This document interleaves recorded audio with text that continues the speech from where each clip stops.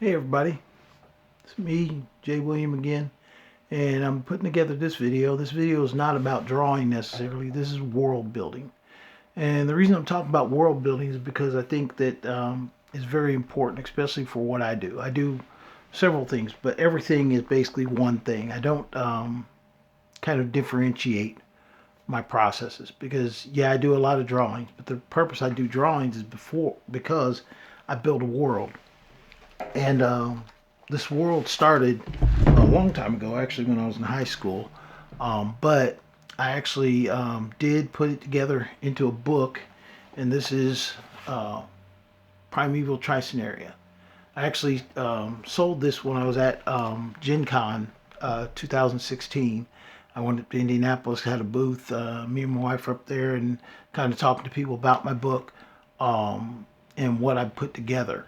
And the reason I'm bringing this up is because world building is exactly what this is all about. This is the culmination of what world building is. So if you're a developer, if you're a game designer, even if you're doing a comic book, I think world development is super important, especially like writing, drawing. When I first started drawing, I used to draw a lot, and I didn't always have a clear idea of what I was drawing it for. And I think world development actually helps that a lot.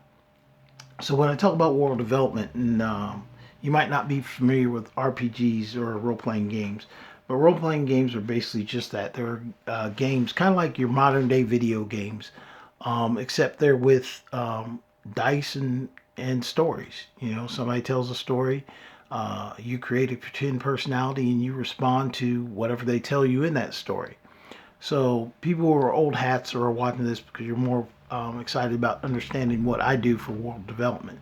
World development excites me because I just think it's, just amazing, our world. And I think that other worlds would even be more amazing because it's things I haven't ever seen before. So I'm just kind of, going off the hat and not really using anything that comes from anywhere other than, just what I can imagine.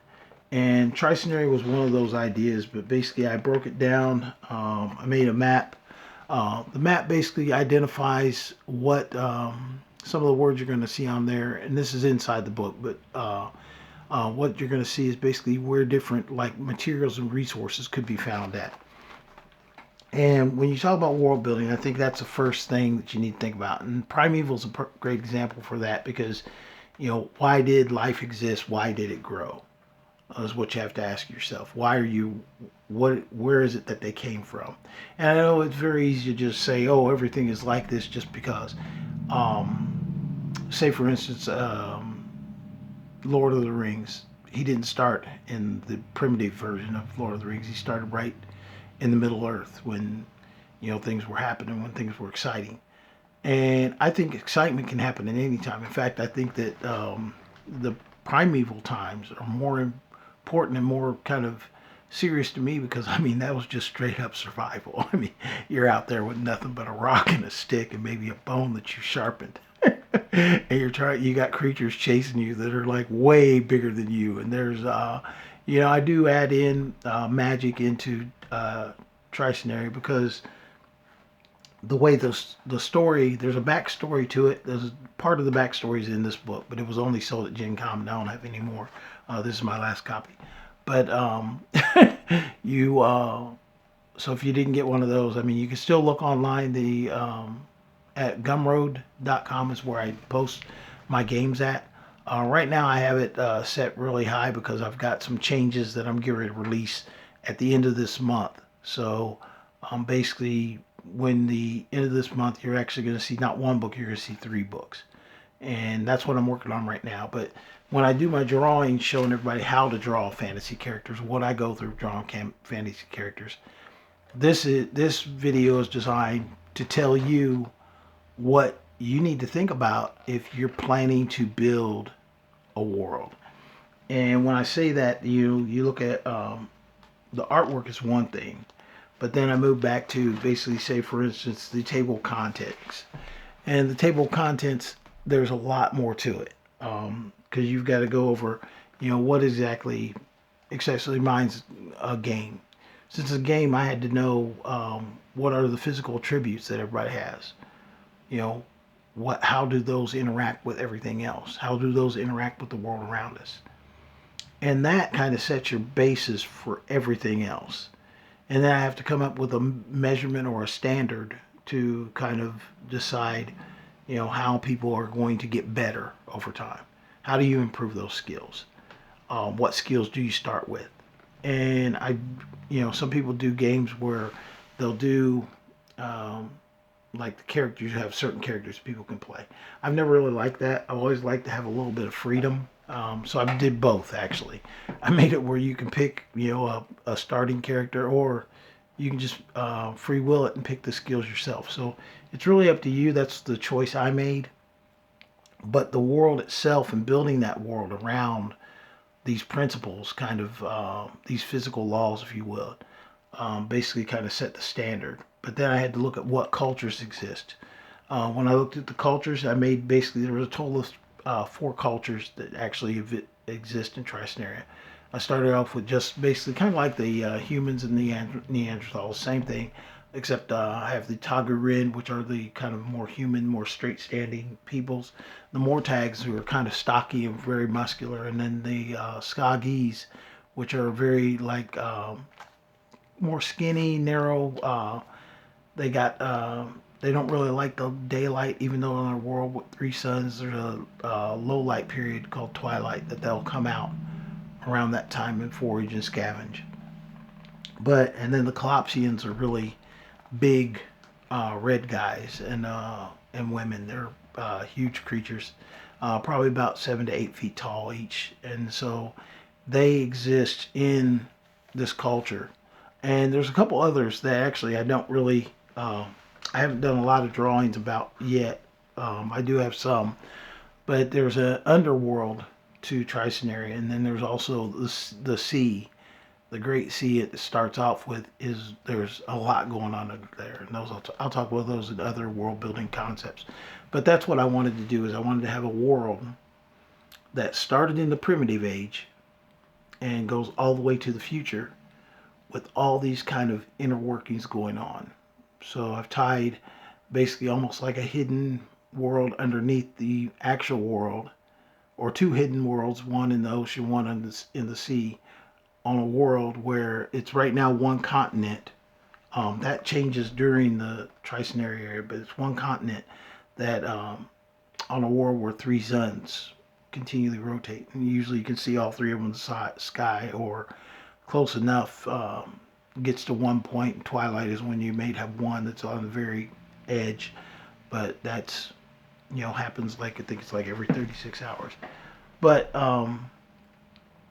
those are the things you have to think about when you start building a world. What are you going to put into it? How is it going to set up? What skills are people going to have? What are some of the physical problems they're going to have?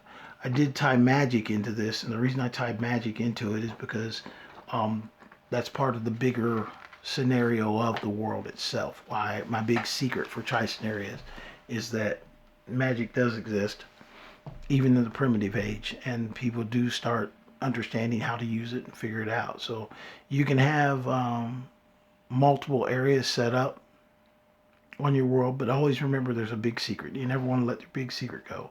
I kind of did when I put the first book out. So some people might know the big secret, but this was not. It's a good copy. It's about 120, 125 pages of good information, good data. But it's an all-in-one book. I mean, the monsters are in here. The player's handbook, game referee, monsters all in one, which I thought was a good idea, and I think some people do like that. But I did a survey with some friends and people on the internet, and basically I found out that a lot of people don't like the full kind of everything all in one. A lot of people want that separation. So when I release it again online, and when I release, I do what I call the pool strategy. A lot of people do this. I mean, I will have, like, if somebody orders a printed copy, I'll put a printed copy together and ship it to them. But I'm not going to print up like 500 of them and try and push them. So it's a pull versus a push mentality. But I've always got the online sales that are always available. And the only reason I talk about sales is because potentially if you're looking at world building, you're probably an author, or you're probably a game designer, or comic book writer. So eventually you're going to get to that where you want to know, what's this going to cost me? And there is more of a business side video that I'm going to do that talks about the actual cost for certain things. But that's more business related. This is just about how you build a world, what a world would look like. But as I said, you've got to come up with your universe and what kind of things exist, the physical laws in your universe. And once you do that, it kind of answers a lot of your own questions. And that's what I like about building worlds, is that I can answer those questions. So when I do start writing or designing or drawing pictures, I'm not asking questions. It's I already know what I'm drawing, and why I'm drawing it. So that's one of the things. And I continually work. One thing I have to say about world design too is that you got to be motivated to get in any type. And it's not just even the business aspect. If you expect to make products that people are going to want and people are going to use, you've got to be motivated. And I mean, I put out a drawing a day, on YouTube or on video or on Facebook for probably about almost 2 years, 2.5 years. I put out a drawing a day. And I put myself on that schedule because I wanted to push myself, and I think it improved a lot of my artwork, honestly, because I'm using more of what I would call a comic book schedule. That I'm trying to put things out, and I'm trying to keep myself on that schedule where I've got stuff that I'm trying to get done, this month, and all those things kind of, coincide. That it's got to be one thing or all things. So when I write, like, say for instance, some of the stories that I've already written for Sunaria, it's a book. I've got drawings for a comic book, and then I've also got the actual, if I wanted to push it into like a screenplay or something. So it's basically, you take everything that you're doing and you put this all into kind of the same venue, and then it makes it easier when you go to push something out or actually do the work. But enough of that. We'll go ahead and talk more about this, and I'll use some of the art to describe what I'm talking about. When I first came up with Sunaria, I came up with a couple things, and I'll show you some of the artwork from that. And when I first started thinking about what is this place, because I started actually in high school. A lot of the drawings, some of the drawings are really old. Some I've done more recently, but some are even still 20 years ago that I actually did them. But the thing is that I thought, what do I want to see in this world? And this picture, I've always liked this picture because I did it in '99. But it's a picture of a caveman type person on Sunaria who's basically got this glowing orb floating in front of him. So it kind of sets the tone for what I expect as far as the world building of Sunaria itself. That it's got to have, multiple kind of environments. It presents itself as just a primeval world where, things are just happening, but it's more than that.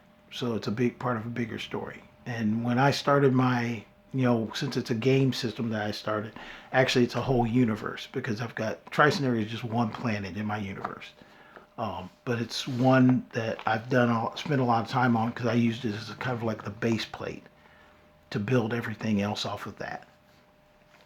This is another drawing I did quite a while ago. Actually, when I first started getting in, and it's not complete as some of the other ones. Some of the other ones are more complete, and some show different stages in Sunaria. As there's 3 eras in Sunaria. Basically, you've got the first era, the second era, and the third era. Each one is more, a little bit more diverse. First era is basically people very primitive. second area, you've got people starting to use like technology, like bows come into play. And then the third area, you actually see magic start to arrive, and then people with swords. But just like our world, it's not just one area or one timeline that everybody has to follow.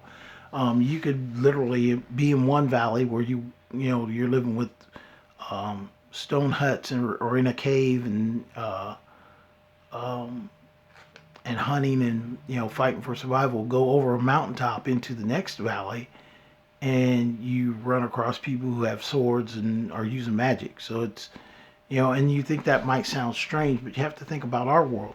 Like down in the Amazon, we've still got tribes that are still hunting with spears, have no technology, no idea what the internet is. I actually saw this when I was in the military. We deployed into a flood zone, and getting off the helicopter and my gear with night vision goggles and all that. It just was amazing to me that the different levels of technology that some of the people had not even seen, like a helicopter. If they had, it was probably at a distance, and just I imagine how frightening that can be, or how different that can be, that you see something that you've just never seen before. And that's what kind of drove me to kind of make that kind of delineation of the eras, that they're all happening at once. So in my game, you could actually play like each of the given scenarios. In my books, that actually one of the stories that actually happens. A guy happens to, something happens in his valley, and he has to save the valley. He has to go to another place, and then just so happens that next place is not what he expected. So you can kind of run into different things. And then also the creatures are a big portion of the world, because it's great to say you got people, but what creatures are they fighting against? What things are happening? And I've often kind of showed these kind of like bird horse creatures. And this is a female warrior that's, this is about the time that bow technology came into play.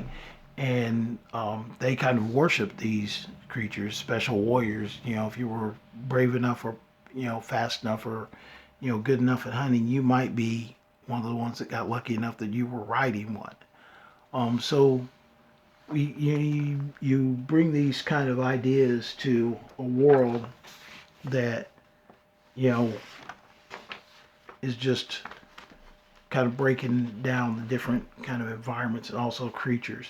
But a lot of different drawings that I'm working on right now, all of them based around Tri-Scenaria. Some of these are new. I try and get as many drawings as I can done in a day if I can. Some days I don't get, because some days I don't get to draw. This one I think is actually kind of interesting. I want to put this maybe as like a cover, but you can see that we've got a warrior who's facing down an Argon, which is the big kind of like Tyrannosaurus Rex creature, and then behind it, who he's getting ready to eat. But then you see a Dragna. It's a big, almost like a dragon creature with wings. It's like a Tyrannosaurus Rex wings coming up behind him, who's going to eat him. So it's almost the chain of succession of predator and prey.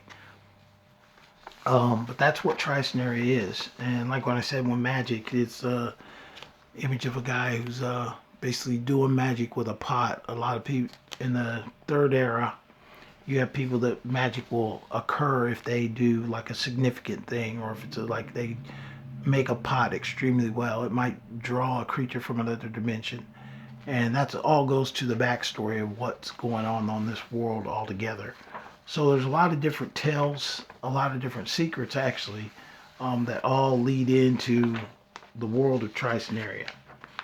And that's why when I talk about world building, you have to keep that main secret. You don't want to let everybody know, but you can't have, I know as a designer and a developer, I know it's real exciting. Oh man, I got this great idea.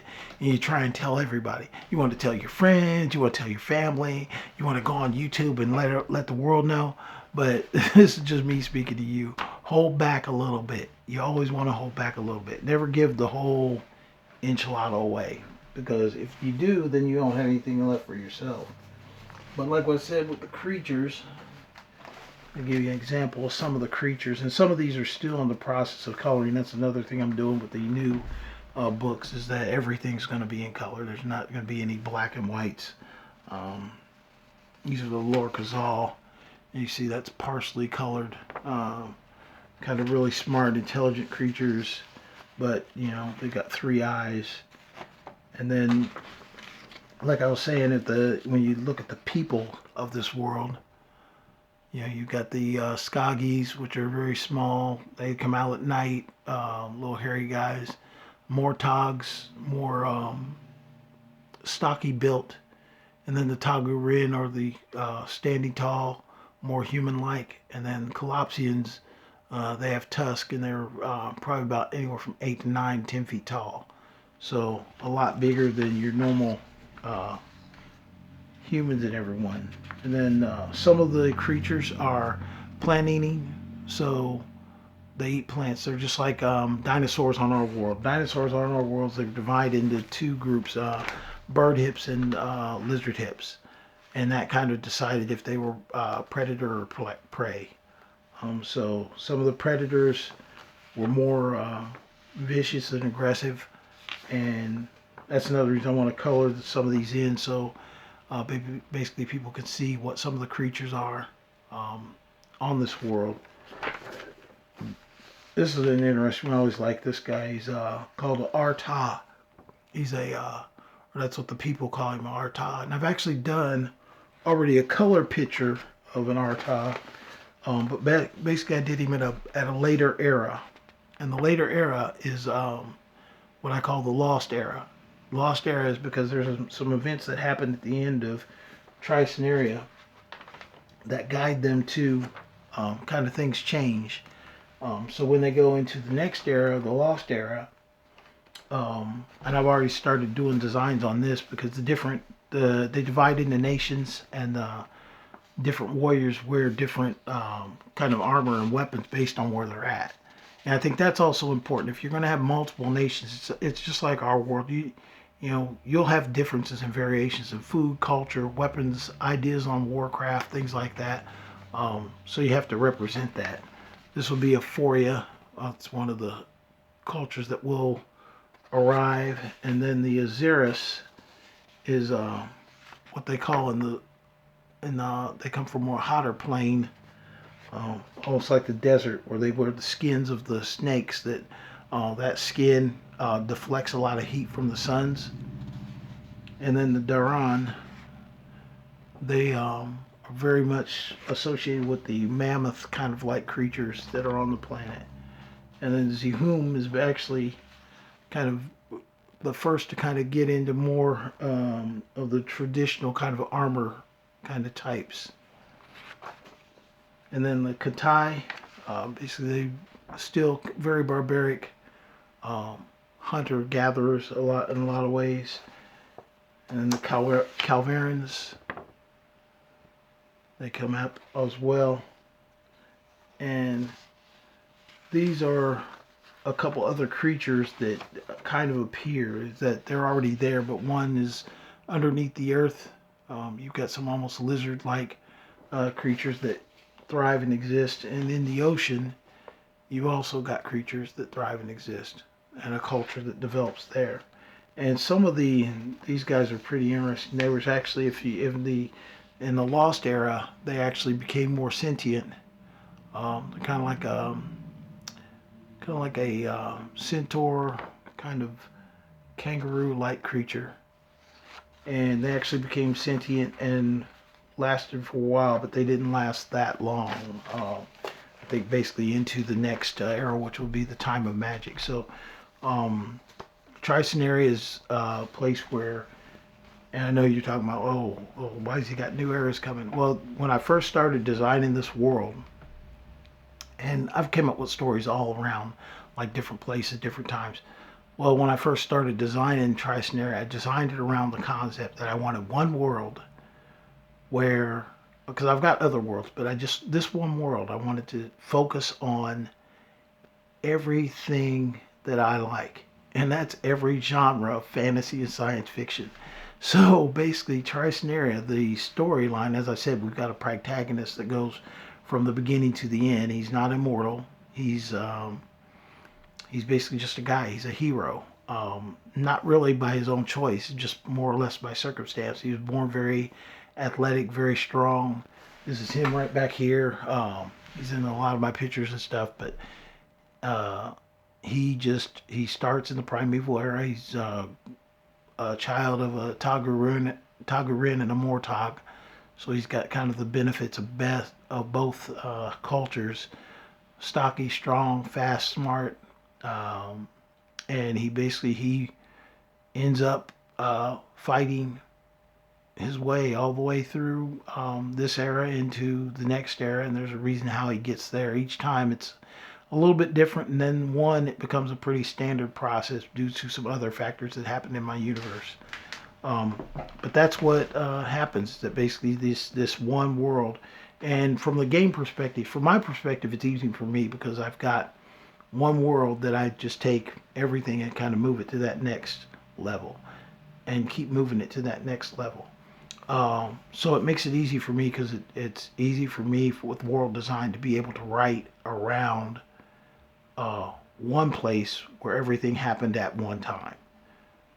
So each genre of fiction, science fiction, all the way up to, you got primeval, which is very primitive caveman. Lost era is more like Conan the Barbarian time frame, Hyborian Age. And then you've got the time of magic is when magic kind of comes full swing. Um, Very much fantasy oriented, and then some of that dies out due to certain factors of certain groups. Um, that magic kind of takes a back seat, if you will, and it moves on to more of a traditional kind of um, different nations going against nations and things with like swords and spears, and then the onset of guns come into play, and then especially like the early flintlock muskets, things like that, and then it goes into basically a new continent arrives out of the blue. It just kind of appears one day, and nobody really knows why. There's a reason why, but nobody really knows what it is, except for me. And then from that actually goes into a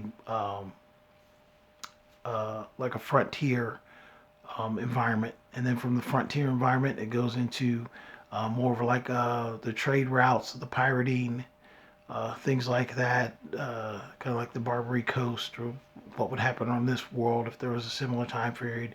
Then it goes into almost a Wild West time period with none of the things of our world, but it's still you have a lot of small towns, mining, people fighting for rights for buffalo grazing grounds and things like that. And then it goes into basically almost a World War I time period, but that actually lasts. Well, it goes into two things. One, there's a reason that at one point the whole world goes dark. Even though they've got three suns, there's a layer of darkness that goes around the world, and it stimulates technology that people all of a sudden can't see every day. There's no daylight. There are kind of things dying off. So, in the 10 years that it took for things to kind of change, they go through a lot of transitions, and there's some kind of scary things that kind of pop up. A couple of kind of interdimensional reasonings behind that, but you know, I would go into that in a different section. Actually, with the way I'm doing these series, I'm going to do each of my months here for the next few months until I get. It'll take me about 13, almost a year, 13 months, maybe 14 months actually, to get through these areas or these scenarios. But it basically that after that, when the World War I starts, it basically goes after the darkness. It still stays kind of dark because technology comes on. People start using a lot more steam and diesel power, and then it goes. The war actually lasts for 100 years, and it rages all around the world in different locations. It never really dies out, and then kind of everybody goes to a point where they want to get away from mass wars, and it becomes more of a clandestine, covert time period where there's a lot of black operations, deep cell stuff going on. And then there's a crazy thing is there's a meteor on this world that comes and happens to have a meteor slash spaceship that goes around the world and spreads like a radioactive particles that actually give a lot of people different powers and things like that. So it's almost like a superhero environment. And about the time that that's kind of winding down, even though it still exists, they get indications that there's an alien force that's going to come and attack the planet. And they come up with an idea. A couple of people come up there. A couple ideas. One group puts together an Exodus idea to just escape the planet. Some scientists, rich people, sign in on that. Some people develop vaults because they think it's going to be the end of the world. And then the Tricenarians are basically more prepared than they thought they were, and their nuclear type missiles actually are very accurate, which destroys a lot of the alien ships. And when that happens, the only problem is they never really had gotten to that level where I'd never had a nuclear war go off. It caused a lot of fallout, so these ships crashed into the planet, which basically caused an aftermath, almost a wasn't an end of the world, but it was a post-apocalyptic. A lot of things failed. Electricity went down. People were surviving, day to day, scavenging off of what was left over, and also dealing with an alien menace and new creatures that were crawling on the planet as well. And then there's also the people who escaped, actually go to other worlds, and I've got some stories that are designed around that. So, and then finally, there's a group that actually escaped that were outside but can't get communication with the world that decide, they actually have access to take over some of these alien vessels, and they decide they're going to search for a new world. So, like I said, you take one world and you put it through all that, and you have a lot of information kind of to detail. And I've got a lot of ideas that I want to get out. So that's what this next year is going to be about as far as world building, is that my world is going to be built. It's already built, but I mean, I'm going to go into detail, making sure I've got enough imagery. Imagery is a big thing with me because I'm an artist. So I call myself a polymath because I write, I draw, and I also design the game engine that this is all based around. So going to be trying to put out some comic books based on some of the stories I wrote. So definitely.